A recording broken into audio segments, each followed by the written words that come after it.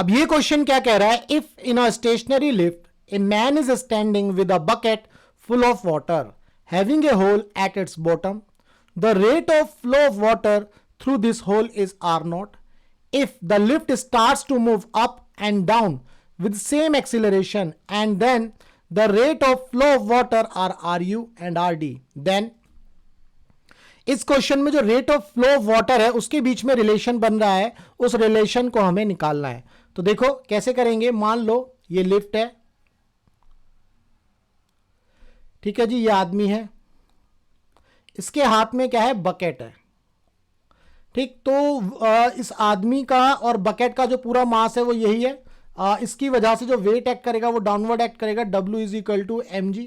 इसमें water droplet का mass भी ऐड हो गया, ये ध्यान रखिएगा, बकेट का भी मास, बकेट के वाटर का भी मास और आदमी का भी मास, सब कुछ। ये जो m जो है टोटल पूरे सिस्टम का मास है, जैसे कि ये कंप्लीट बॉडी का मास है, ऐसा समझ लेना है आपको।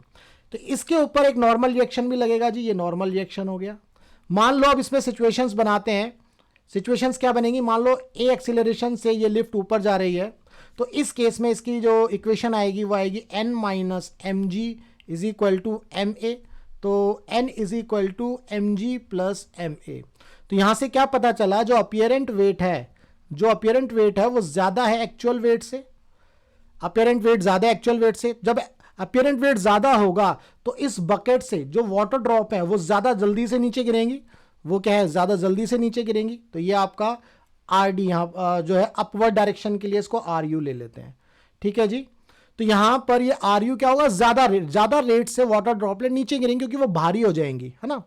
अगर हम सेकेंड केस लेते हैं, सेकेंड केस में क्या होगा, मान लो ये लिफ्ट जो है नीचे आ रही है ए एक्सीलरेशन से, तो n minus M G is equal to M A, ये माइनस का हो जाएगा, तो n इज इक्वल टू क्या हो जाएगा, M G minus M A. That means जो अपीयरेंट वेट है वो एक्चुअल वेट से क्या हो जाएगा, कम हो जाएगा। भाई यहाँ पर ये क्लियर है, एक्चुअल वेट से कम हो जाएगा। तो यहाँ पर जो रेट है, rate of flow of water है, वो क्या होगा, कम होना शुरू होगा। यहाँ पर तो आर यू इंक्रीज होता है और यहाँ पर ये डिक्रीज होता है, rate of flow of water क्या हो जाएगा, डिक्रीज हो जाएगा, ठीक है। जब नीचे आएंगे तो वाटर की ड्रॉपलेट का जो अपीयरेंट वेट है, क्योंकि मैंने अभी बताया आपको इस पूरे सिस्टम में इस आदमी का मास, इस बकेट का मास, वाटर का मास ऐड है, ठीक है। तो जब अपीयरेंट वेट पूरे सिस्टम का कम हुआ तो कहीं ना कहीं इस अपीयरेंट वेट वाटर ड्रॉपलेट का भी कम होगा, ठीक है। तो इसका जो रेट ऑफ फ्लो है डाउनवर्ड डायरेक्शन में वो कम हो जाएगा, वो डिक्रीज होगा, ठीक है जी। अब एक और केस ले लेते हैं जिसमें एक्सीलरेशन क्या है, जीरो। जब एक्सीलरेशन जीरो होगा तब क्या सिचुएशन बनेगी, तो एक्सीलरेशन आपका जीरो हो गया, तो अगर आप दोनों सिचुएशन में देखो तो n जो है आपका mg के इक्वल आएगा, यानी कि अपीयरेंट वेट आपका एक्चुअल वेट के इक्वल आएगा, ठीक है जी। ये आ गया एक्चुअल वेट, ऐसा लिख लो चलो।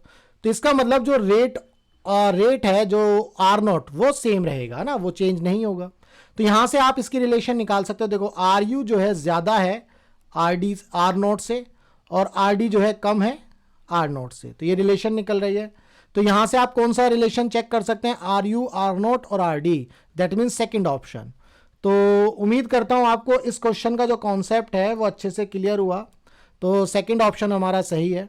तो जब लिफ्ट अपवर्ड जाएगी तो rate of flow of water जो इंक्रीज हो जाएगा, और जब डाउनवर्ड होगी तो rate of flow of water कम हो जाएगा, और जब स्टेशनरी रहेगी तो आर नॉट ही रहेगा, यानी कि आर नॉट से ज़्यादा होगा कब, जब अपवर्ड, आर नॉट से कम होगा जब डाउनवर्ड, ठीक है। और वो क्यों होगा, ये अपीयरेंट वेट और एक्चुअल वेट के कॉन्सेप्ट से ही आपको समझना है। तो क्वेश्चन नंबर 37 इसका आंसर जो ऑप्शन नंबर 2 है वो करेक्ट है। उम्मीद करता हूं आपको इस क्वेश्चन का आंसर समझ में आया। अगर कॉन्सेप्ट समझ में आ गया तो वीडियो को लाइक करना, ज़्यादा से ज़्यादा शेयर करना। मिलेंगे हम अपने नेक्स्ट क्वेश्चन में।